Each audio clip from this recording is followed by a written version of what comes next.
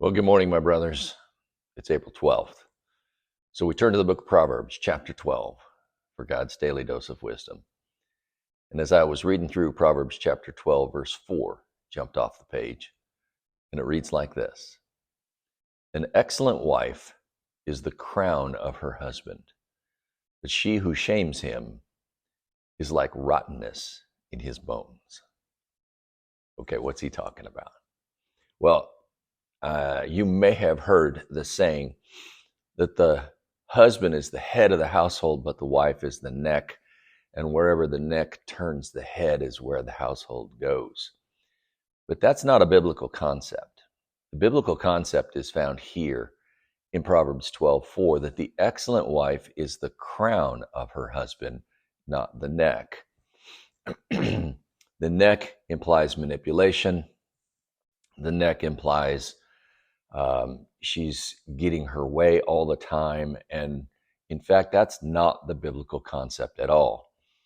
We find the biblical concept of the excellent wife really laid forth in great detail in Proverbs chapter 31, but it's kind of summarized here in Proverbs 12:4 by saying that the excellent wife is the crown of her husband.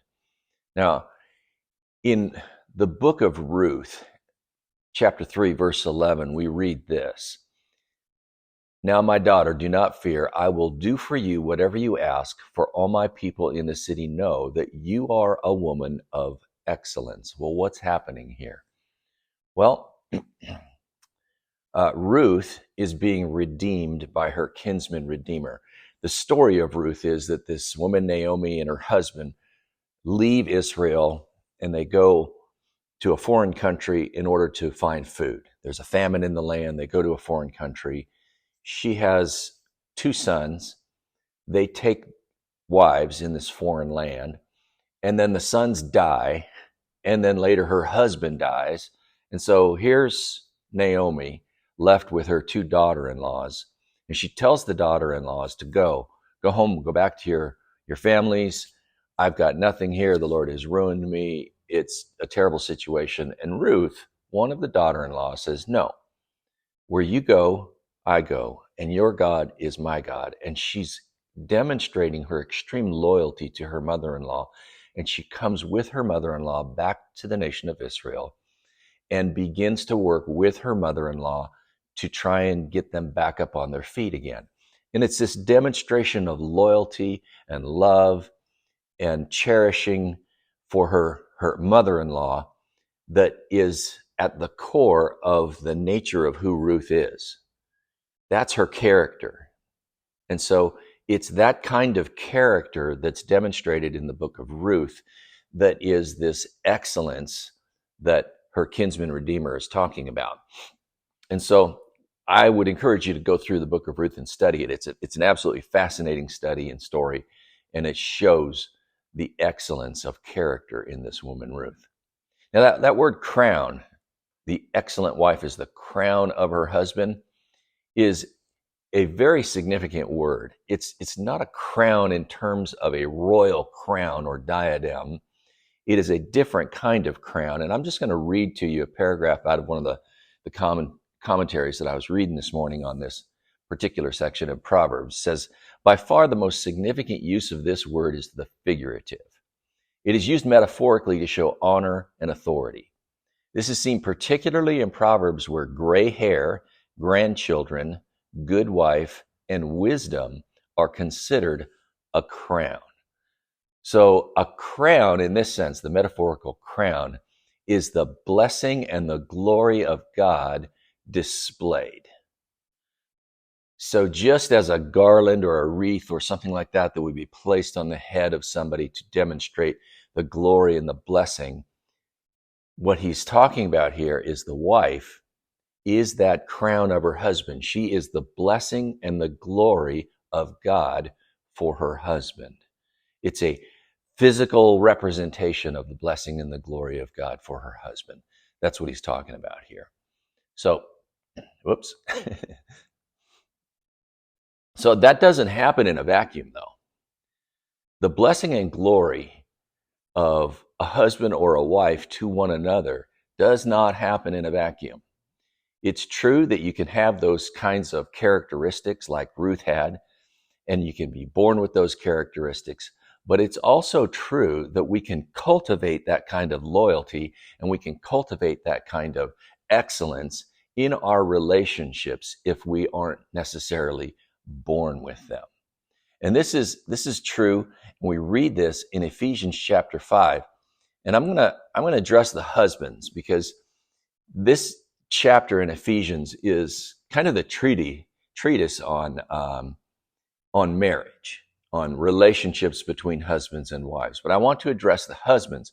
And it reads like this. This is Ephesians chapter 5, verses 25 through 30. It says, husbands, love your wives just as Christ also loved the church and gave himself up for her, so that he might sanctify her, having cleansed her by the washing of water with the word, that he might present to himself the church in all her glory, having no spot or wrinkle or any such thing, but that she would be holy and blameless.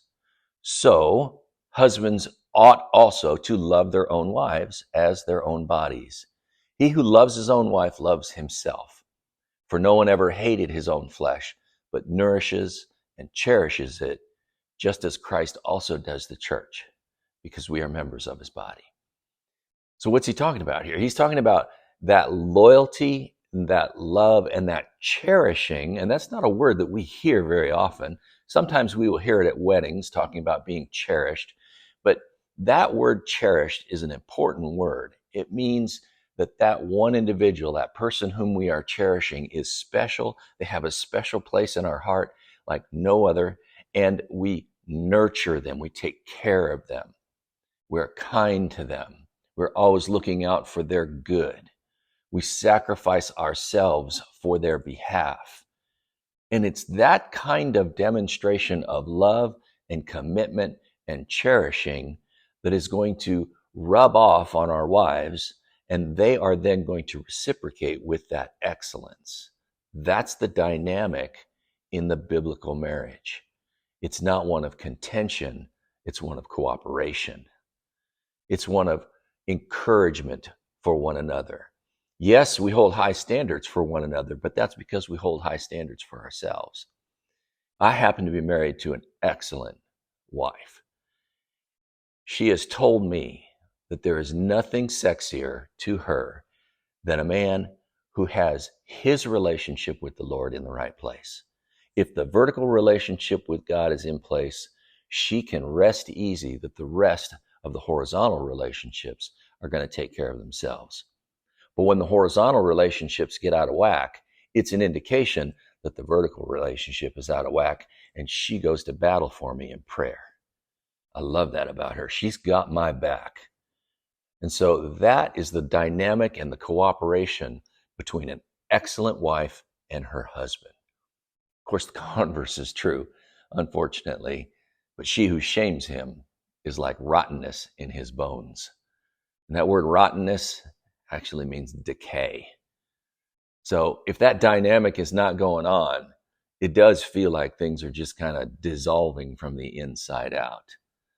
So my brothers and sisters, I pray that our relationships and our marriages would be one of cooperation, would be one of excellence, would be one of encouragement, that we might reflect the relationship of Christ and the church to this world who need that example demonstrated to them in a positive and practical way. How better to declare the gospel and how much God loves us than to have our marriages intact, declaring the glory of God. An excellent wife is the crown of her husband, but she who shames him is like rottenness in his bones. My brothers and sisters, I love you, each and every one of you, with all my heart. And I pray that you go out and you make a difference in someone's life today. God bless you.